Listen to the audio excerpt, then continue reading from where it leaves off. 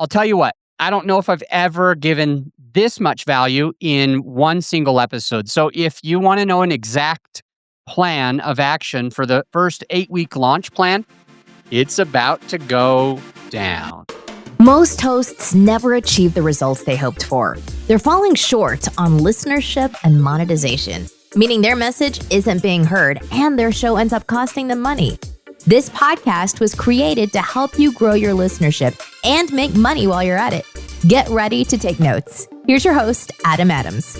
And we're back with another episode of Podcast On, podcasting with me, your host, Adam A. Adams. And before we get started with this episode, and you're going to love it, I want to inspire you not to be a selfish person. And all I mean is that you probably have like a friend who's about to launch their podcast. They need this episode bad. After you listen in and you see the detail that we go in together, I hope you'll forward this to a friend who's launching their podcast to help them. So you probably want to know, by the way, just as a disclaimer, you might want to go into episode 1 through 3 kind of before doing these things. Because if you don't do what I've taught in that course for the first 6 episodes of this whole entire podcast on podcasting, if you didn't know, the first 6 episodes is a free course to everything you need about starting a podcast. But kind of there's some prereqs, episodes 1, 2, and 3, that you'll want to do before getting into what you kind of these ninja strategies that I'm about to share with you here. So what you'll learn on this episode is it's very specific, it's detailed, is going to give you the blueprint that you need to follow for launching a brand new show. But if you miss what's on episode 1 through 3, then you might waste the ninja strategies that I'm about to share with you. With that said, on episode 3, there were many necessary takeaways for you in order to have a show that actually gets traction. One in particular that was mentioned on episode 3 is 2 things that most people really seem to miss, and it holds them back from ever being able to get ranked. They can't become a top show, and it's really these 2 things. So I'll get to those in a moment. It's important to first say that these 2 things are the reason that only 10% of podcasts get any traction at all, and 90% of them get lost in the noise. Additionally, the difference between just finally getting into that top 10% where you're starting to get traction versus the top 5% or the top 2% or top 1%, like most of our clients are, the difference between top 10% and top 1% is pretty exponential. Every percentage up you go, it gets bigger and bigger and bigger. Like the Pareto principle, 80% of your efforts make 20% of your money, 20% of your efforts make 80% of your money. The rich just get richer.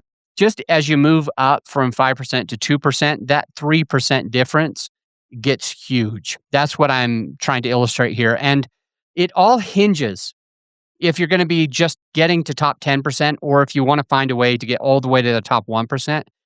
It all hinges on how you execute these 2 things that I'm about to share with you right now. These 2 things are A, your 8-week launch plan. That's what this episode's all about. This episode's all about the 8-week launch plan, what you're going to do.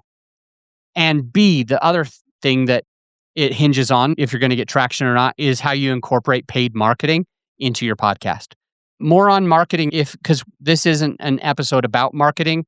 Episode 4 was all about all the different marketing strategies that you could use. So if you're looking for marketing strategies, go to episode 4. Additionally, episode 32, if you're wondering if you even need to have marketing, go to episode 32. It goes in exactly why you need a marketing budget. So just remember that. There's 2 things, your 8-week launch plan, and B, how you incorporate paid marketing into this. In a couple of other episodes, like episode 4, episode 32, you can get more on marketing. This episode today is the 8-week launch plan, and I want to give you in most possible detail that I can to support you to getting to that level that you want to be. And if you're new to the podcast, you might not know that we have a completely free course. It's just episodes 1 through 6 on the podcast. You don't have to go anywhere. You don't have to join an email list. You don't have to give me anything. Just go to episodes 1 through 6 is a total complete course from start to finish for podcasting. Like episode 1 is about identifying your avatar. Episode 2 talks about everything you need to do before you launch. Episode 3 talks about a lot of things for a top launch. And in episode 3, I mention the 8-week launch plan, but I don't go into any detail. I saved that for you today. So that's why I said these are 3 episodes, 1, 2, and 3 are prereqs to today's episode, talking about what the 8-week launch plan is. I'm basically just going to delve into that. Or does it dive in? I don't know. That's fine. You can make fun of me because I'm already doing it. Episode 4 is marketing and growth strategies. I know you're going to want that if you haven't listened to that yet. And then episode 5 teaches you how to monetize. And episode 6 goes into all the different pitfalls that people could fall into through their podcast. So that's the course, episodes 1 through 6. Remember, episodes 1 through 3 are kind of prereqs to what we're talking about now. So if you want to have a top rated show and, be ranking top 10%, top 1%, you shouldn't miss either of these 2 things. A, your 8-week launch plan, or B, paid marketing. Remember, you can go to episode 432 for the marketing. This is the 8-week launch plan. And I don't know if y'all know that I live in Colorado. So I will just mention something to you real quick. Back during COVID, I used to be a CrossFitter. I CrossFitted all the time. I love it. Actually, I really enjoy that. The only problem is you have to go at an exact time. And if you're 5 minutes late, they'll kick you out. And, during COVID, I just wasn't able, the gyms were closed. And so I couldn't go to the gym. So I had to figure out, after getting fat and out of shape and not feeling so good and not being able to exercise, I decided to buy a mountain bike. So I did that last year. And, I make mountain biking plans all the time, like to go out of the state, even to go out of the country, just to ride my bike. And I'm brand new to it, but I've been getting good fast and I love it. So I'm going to use my mountain biking experiences to illustrate some sort of acronym for you to hopefully make some of this stuff stay into your mind just so that it's easier to remember. So what you'll want to do if you're taking notes is just write mountain bike plans. And with the mountain, you could just do MTN because it's an acronym in and of itself. So mountain, MTN, bike plans. That's the acronym. I'm big into mountain biking, so I try to find a way to kind of put that into context here. So this is what you're going to be looking at. And this is prior to giving you the exact plan. These are the basic things that you need. And then the plan will come right after this. So here we go. With MTN, it just means more than normal. I'll go into that as I give you the plan, but more than normal, mountain, MTN, more than normal. The B for bike is be annoying and be relentless. The I is incentivize. The K is keep calling. The E is emails, texts, and PMs. So anything like script written, emails, texts, and PMs. The P for the plans is post on social. The L is leverage others, your guests, your friends, co-opetition, etc. A is audiograms. More on that in a bit. N is new things. And I know that sounds obscure. We'll get into that.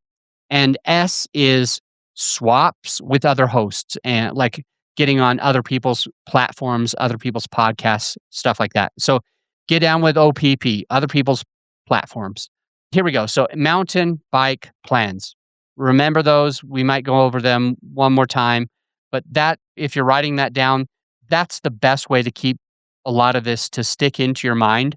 So if you don't write down the entire plan, I hope you do. If you don't write the entire plan, at least you've got the ideas that you need to be able to remember these things on what you need to be doing. So here's what it looks like in action. Here's what the actual plan looks like. And I will warn you, it is a lot. When we're working together, my team can take a lot of this stuff, like a lot of this heavy lifting off of your plate. So we can help you keep organized and keep everything moving forward and even answer questions that you're going to have along the way. But let me just give you this plan before you launch. Okay. One of the things is you're going to want to have done everything that you learned in like episodes 1 through 3. And the next thing is you want to have your assets in place. Assets like your logos, anything that you'll share, what your guest will share. You want to have your ads in place, like your advertisements, because part of making sure that you're doing everything right is you want to have paid ads going at all times if you can afford it. The next one is that you already know, like before you even launch, you already know and have a record of each episode for the first 8 weeks. You already know what they're going to be, what the titles are going to be, and it's listed out basically on a calendar. I'll give you more on that here in a moment, but it's okay if you can only have the first 2 weeks pre recorded before this launch. That would be the minimum, absolute 100% minimum. Everything you need to be publishing in the first couple of weeks, you want to have all of those ready to go. But it's even better if it can be 8 full weeks of the podcast, because that gives you more time and attention to a lot of these marketing strategies that I'm about to give you, things that you can utilize and help to be able to make sure that you get in the top 1% of all podcasts globally in your genre, or even all podcasts in every genre, which is what our clients are doing. But let me get back on point is you already know which episodes are going to be published and you have them recorded for the first 8 weeks or at least two. Next is that your team is in place. Now, if you're not going to have a team, that's fine too.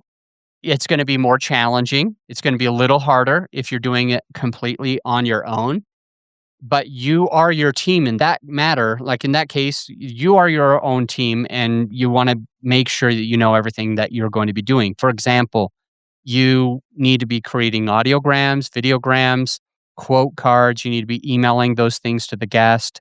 You need to be emailing the links to the guest. You need to be writing the show notes, the titling the episodes, all the stuff that my team naturally does for our clients.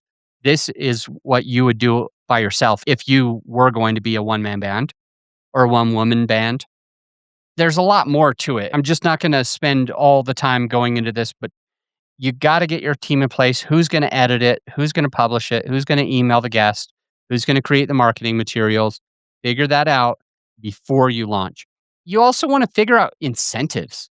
And so you're wondering, like, what is an incentive? Well, these are things that you give to people who may be an ambassador, or they may be a subscriber, or they may give you a written review, for example. So you want to figure out if you're jumping in and you're going to be actually calling people or putting on social media or emailing and asking people if they want to be ambassadors, or if they subscribe, or if they give you a written review, what happens? If they do it, then what's their incentive? How is it going to benefit them? So what I would suggest, and we'll get into this a little bit later, what I would suggest is you figure out each and every incentive between if it's a written review or a subscriber or an ambassador who's basically going to support your podcast growth because they believe in your message. The next one is you're going to identify your desired launch date. And I want to stress the word desired launch date because it is not set in stone quite yet. Once you identify that desired launch date, though, it'll allow you to start creating the calendar that I talked a little bit about earlier. On the calendar is going to be a whole bunch of different things. So the calendar is only 8 weeks. I'm dyslexic, so anytime I look at a full calendar, my brain is somehow trying to look at all of them. So for me, at least, and for our clients, when we build these for our clients, we literally don't put any other dates before or after. We only give the 8-week launch dates. And on that is anytime that you're going to block time to make phone calls to friends. You're going to also mark down, hey, these emails need to be sent out on this date. That will be blocked out of the calendar.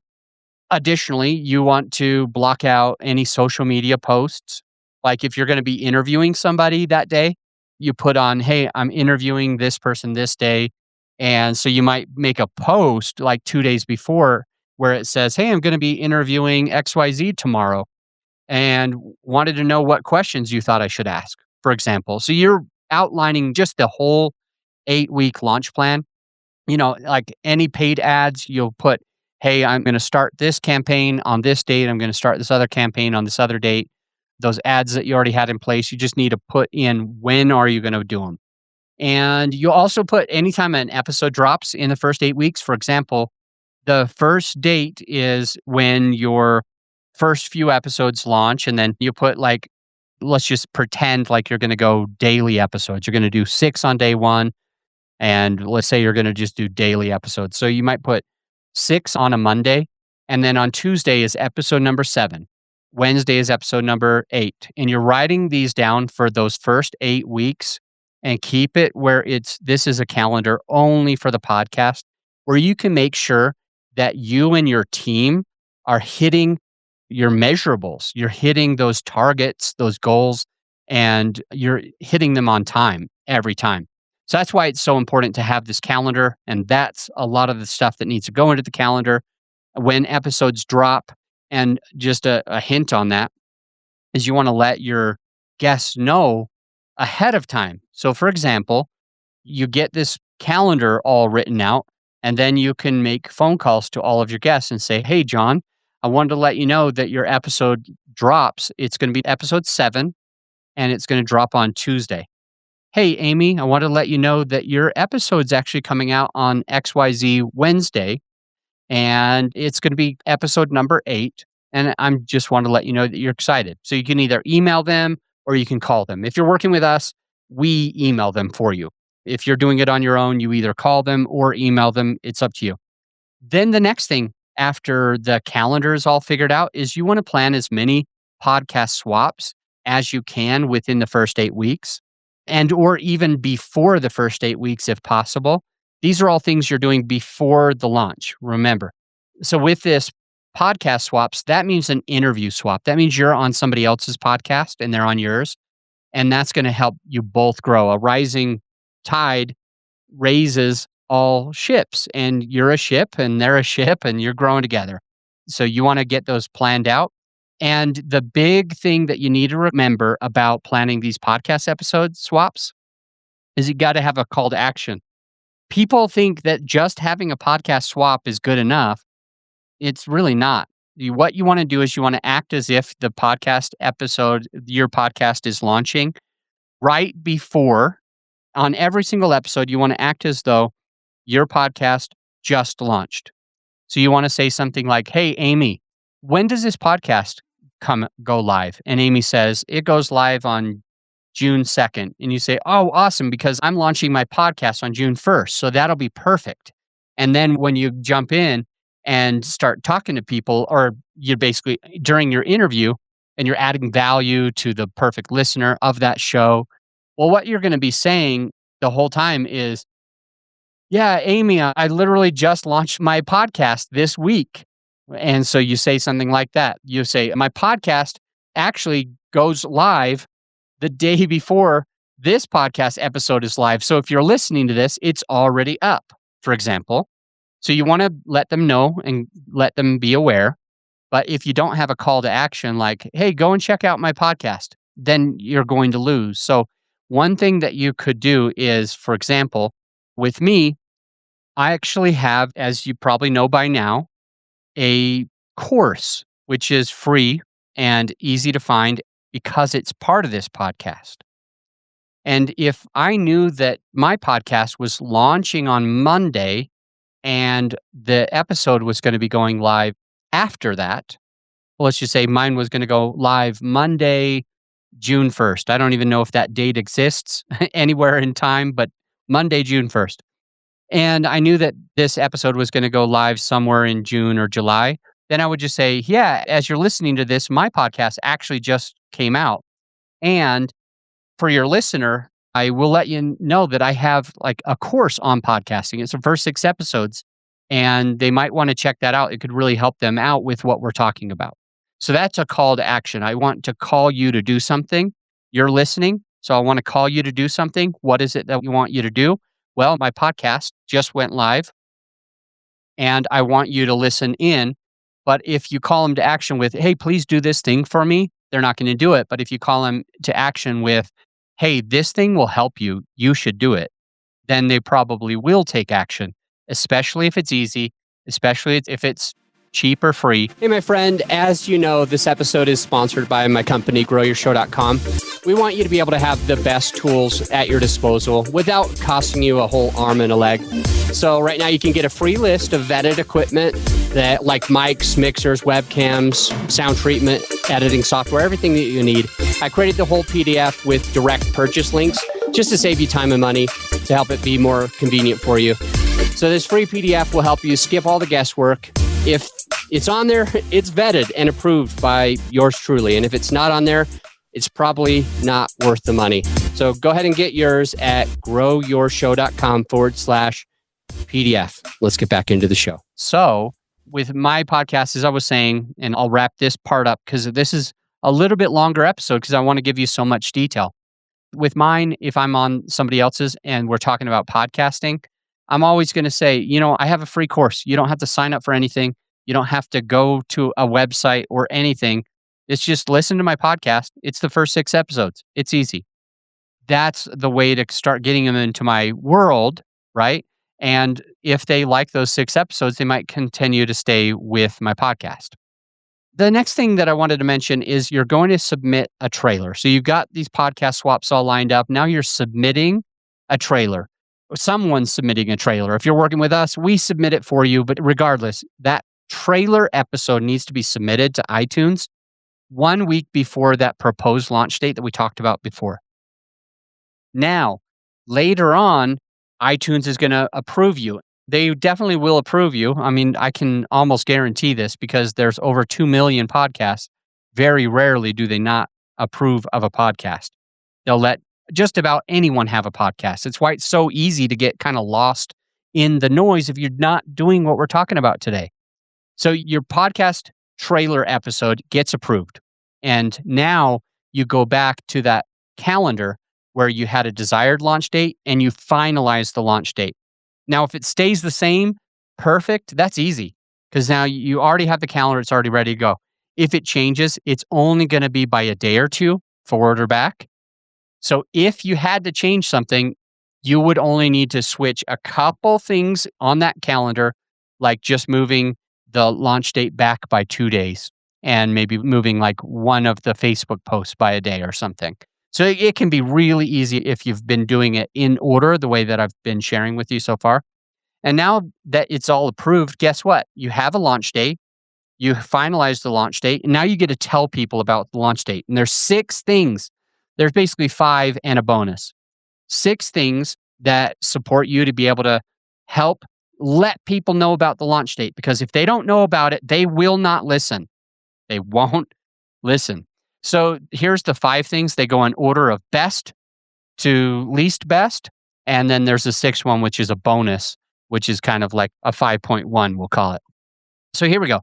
The first thing that you're going to need to be doing when you figure out the launch date is you're going to be making phone calls.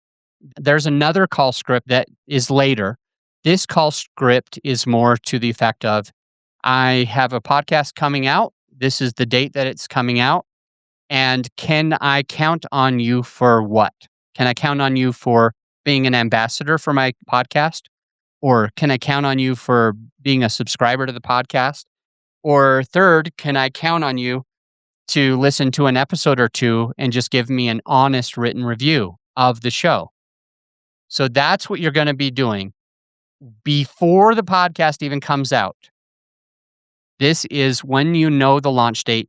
You have a call script that basically says, "What's up, Sarah? It's Adam. I just wanted to reach out to you because I'm actually launching a podcast. And I wanted to know, I need a couple people that I trust to be ambassadors of the show.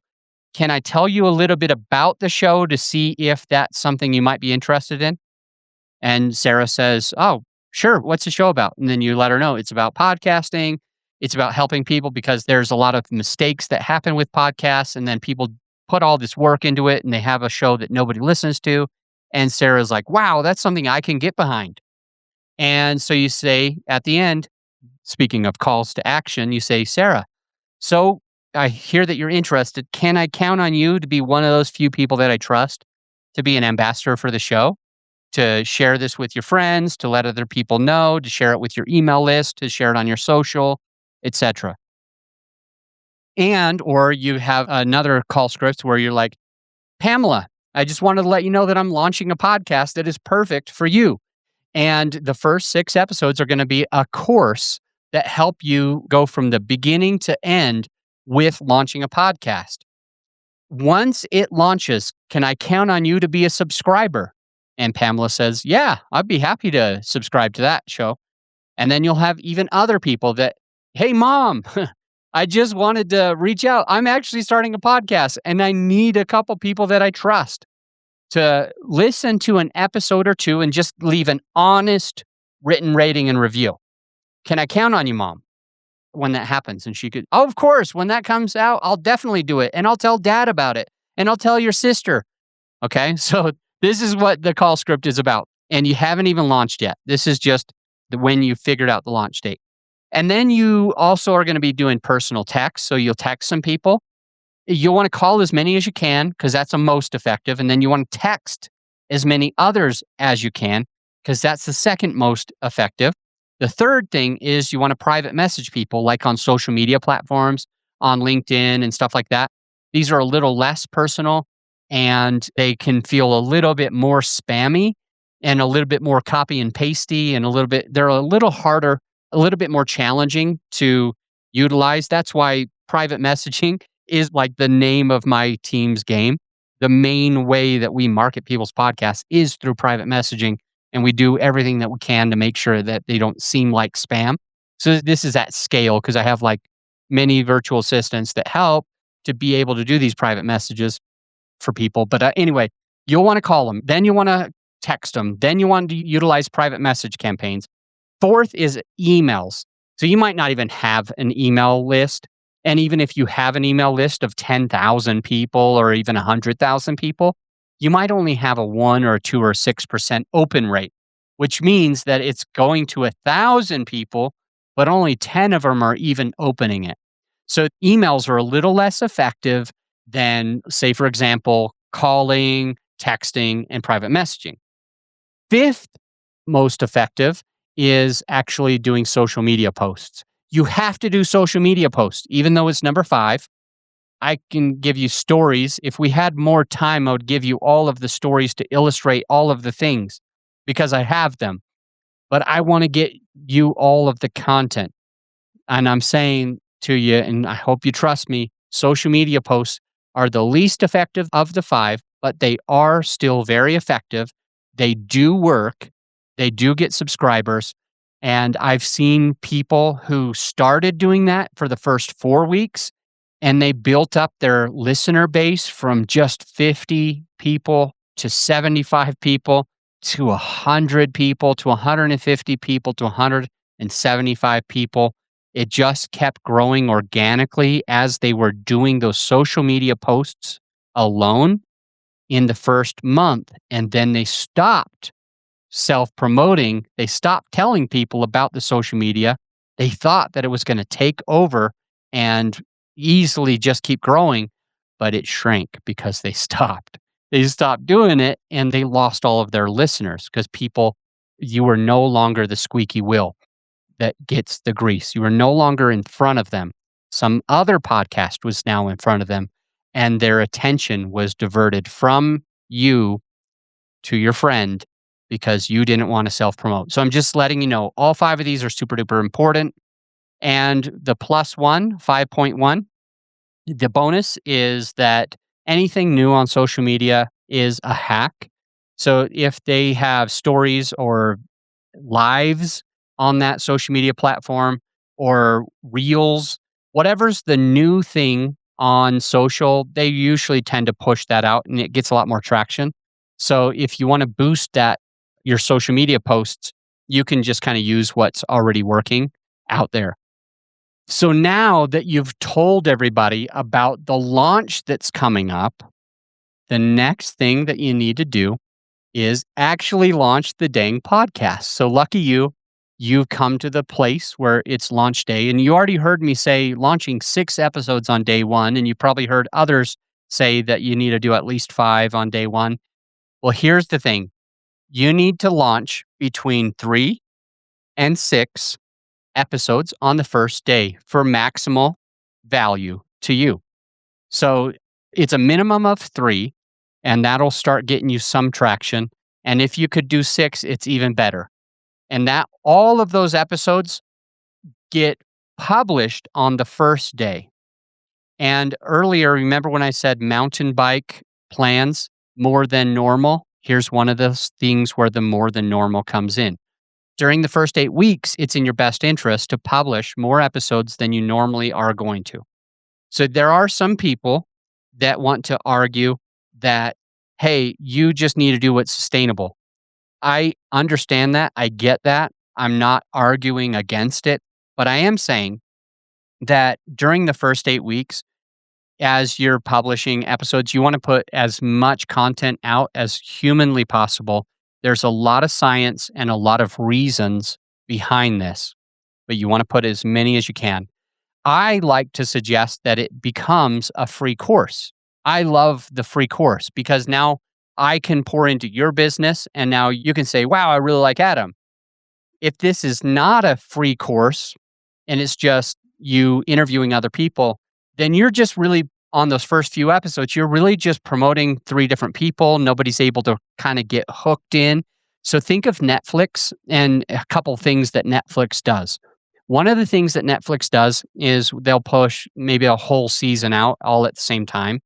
That allows you to be able to start binging so you don't have to like watch one video, one show, one episode of a show, and then like you kind of get distracted and you forget to watch the next ones. So it helps by doing more on the first day because then you can actually start getting people hooked. But if you're doing on the flip side, if you're doing just interview based, your listener has a challenge to be able to start loving you and your character. As you pour in to your listener and you share these things with them, it's critically important that you are focused on making sure that they get to know your personality, not just guests' personality. They get to know your personality in those first few episodes, 3 to 6. So again, maybe you can do what I did and have a free course like on my first 6 episodes. And now that you got to go back to the phones. You're like, what? You got to go back to the phones, back to the text, back to the private messaging, back to the emails, back to the social media posts. For 8 weeks, you're going to be calling certain friends over the course of the 8 weeks. You're going to be sending private texts, private messages on different social media platforms. You're going to be sending things to your email list if you have one. And you're going to be annoying people on social media. Remember, be annoying and be relentless was the B for the bike. Be annoying, be relentless. That just means that you have to stay in front of people with calls and texts and private messages and emails and social media and reels.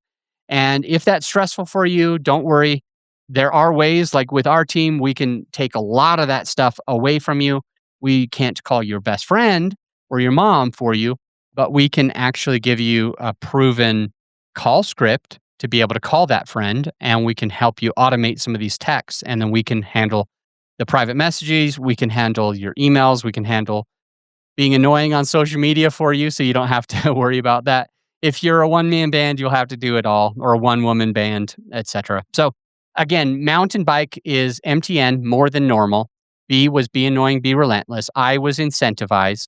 K was keep calling. E was emails, texts, and PMs. P is posts on social. L was leveraging others, like the guests that come on your show, so that they have things to share, like your friends getting, as I mentioned a little bit before, ambassadors, subscribers, written reviews, leveraging those people, even co-opetition. If you have somebody else in your genre that works and serves the same type of client that you do, you can work with them to grow both of your brands at the same time. Additionally, like the audiograms and putting those on social and giving those to the guests and all of these, that's important. The new things was all about that social media that I mentioned a little bit earlier, like reels on TikTok or Instagram, like the stories and anything that's the new thing. That's really what we're talking about. And then the swaps was OPP, getting down with other people's platforms, being interviewed on their podcast, having them come on yours. and just doing more, collaboration with those co-opetition people as well. So doing like swaps. All right. We are coming to the end of an episode that has a ton of value. So I hope that you took notes and I hope that it's helpful. I wanted to give you like the exact plan that we give our clients. So that's the exact plan. It's the play-by-play that you needed in order to be able to use that first 8 weeks most effectively. And I know how it feels. I've been there before. I've been in your shoes starting a podcast. There's a lot of conflicting advice from what I said today, conflicting advice with what your friend said. And now you heard this, and it actually feels confusing. I felt that way too. And that's why I started helping just a few friends a few years ago for free. I just helped a few friends implement this step-by-step system that I literally just gave you. And they came to me confused as all get out, just like I was feeling, just like you might be feeling. They were misled and they were misinformed and they were going down a path to podcast doom, really. And these friends of mine, they followed the plan that I gave you just a moment ago and they started seeing real results. Everybody told me, each and every one of them, they're like, hey, you need to do this as a business. But I resisted it. I identified as a real estate investor. And the more that this went on and I just kept helping a few friends, they started telling their friends, and that passion finally ended up turning into what's now called growyourshow.com, where we serve a ton of business owners who needed a podcast plan in order to get noticed. And now they are getting noticed. They followed a plan that I just gave you and they actually made a difference for them. This plan is flawless. It has a flawless track record. So I don't want you to take it lightly. It works. I put my heart and soul into it. And as skeptical as you might be, if you follow this plan, it will work for you. You now have that proven plan that you needed. And if you do it, you'll easily be in the top 10% of all podcasts globally. If you do it at scale, then you could be in the top 5%, 2%, or even 1%. As a matter of fact, we've helped several clients, no different than you, implement the same blueprint and be able to get them into the top 0.5%. So it will work for you. And as we sign off, I want you to remember, don't be selfish. A rising tide does raise all ships. You probably had a friend come to mind who's launching a podcast and they could miss this information and completely fail, or you could be the hero. Do them a favor and forward this episode to them. Both of your podcasts will grow even more when you share it with your friend. Bye for now. You're not alone if you're ready to either get your very first affordable microphone or if you're ready to upgrade your equipment to some legit podcasting studio equipment.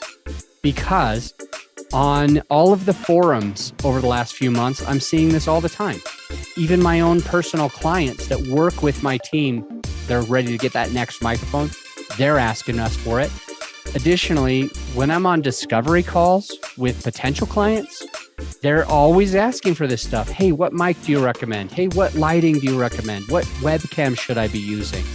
So many questions. And so what we did, my whole team has put together a PDF so that if you're one of those people who is looking to either get your very first affordable microphone, or if you're ready to upgrade your equipment to more professional podcast studio equipment, whether it's soundproofing or whatever, we've got you covered by going to growyourshow.com/PDF. And you can download the PDF for free, or right there on the webpage is everything that you would have and you don't need to download the PDF. Either way, just go to growyourshow.com/PDF, which will put you to the podcasting equipment that me and my team have personally vetted. I'll see you on the next episode.